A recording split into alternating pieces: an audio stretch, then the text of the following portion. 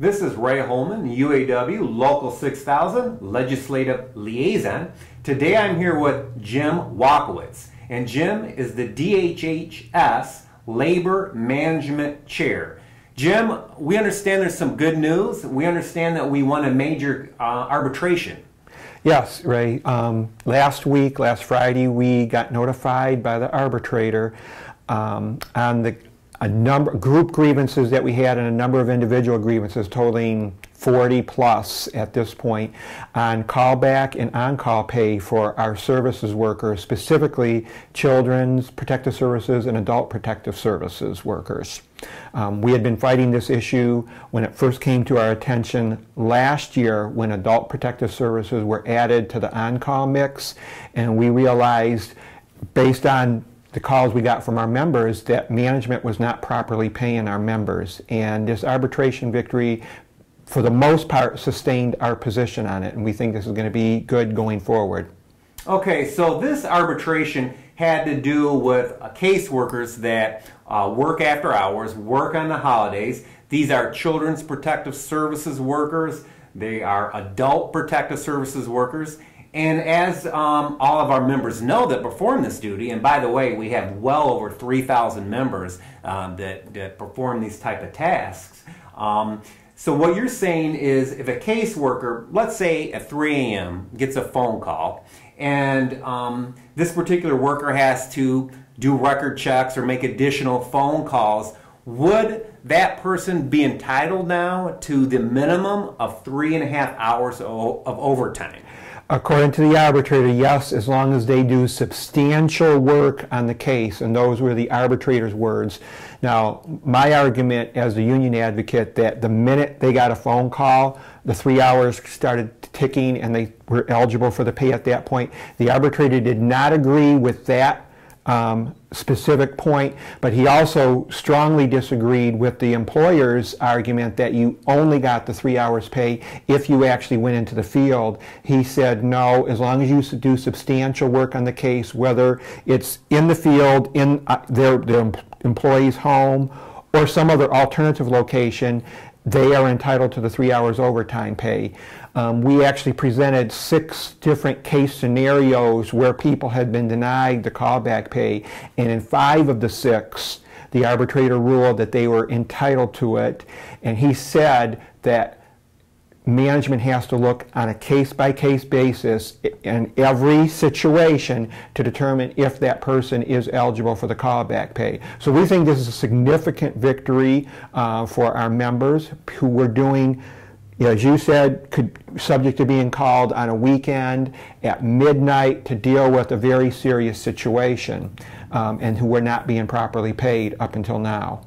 Yeah, this is a huge win, and I'll tell you why. Because I myself am a former Children's Protective Services investigator, and I spent many hours on the telephone in the middle of the night dealing with complicated situations that really affect people's lives. And the way I was compensated, Jim, when I performed these duties, was for every 5 hours of work, I only was paid 1 hour, okay, for every 5 hours.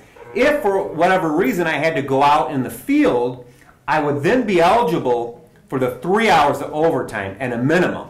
So again, to be clear, this particular arbitration case says that if your life is disrupted just at home by handling duties and responsibilities for the job, you now are going to be compensated appropriately.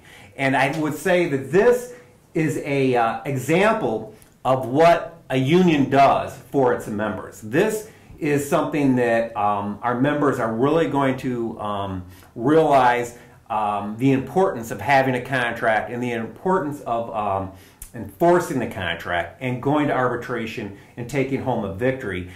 But my next question, Jim, is this. A lot of our case workers, over 3,000, have been doing this for years. They've spent hours and hours handling, again, very difficult situations. What about back pay? Who's going to be eligible to get back pay for all that hard work? Good question, Ray. On that part, we are still not sure because the arbitrator, his award talked about looking at it prospectively, meaning into the future. And so it is not clear, other than the specific case examples he pointed out where people are entitled. If others are, we're still looking at that. It's clear, though, from this day on into the future, people are eligible as long as they do substantial work and can document it while they're on call. Okay, that's wonderful. And Jim, on behalf of the UAW Local 6000 and our 17,200 people in our collective bargaining unit, I want to thank you for taking this on. You know, you deserve a lot of credit. Also, I want to thank the adult protective services workers, because I think they really recognize this was unfair, and then with your leadership and with the backing of the entire local, you know, we won a huge case, a huge arbitration. And again, thanks for all the work that you do. Is there anything else our members need to know moving forward regarding how they should fill out their timesheets when they're on call, when they're working in the middle of the night? Anything else you could tell the members? Well, I think the main thing is, Ray, they just need to document what they did, and as long as they feel they meet the criteria, they need to request the callback pay, the 3 hours at the overtime rate, and if they get denied, they need to talk to their steward in their office.